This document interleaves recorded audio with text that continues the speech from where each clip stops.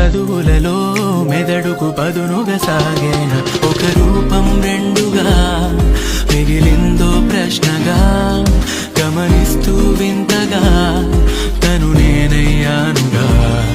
She's Miss Mysterious, కానీ భారీ gorgeous, above curious, నేను Confucius. చదువులలో మెదడుకు పదునుగా సాగేన ఒక రూపం రెండుగా మిగిలిందో ప్రశ్నగా గమనిస్తూ వింతగా తను నేనయ్యానుగా.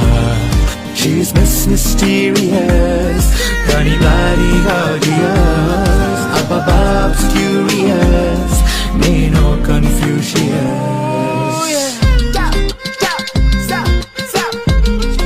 చదువులలో మెదడుకు పదు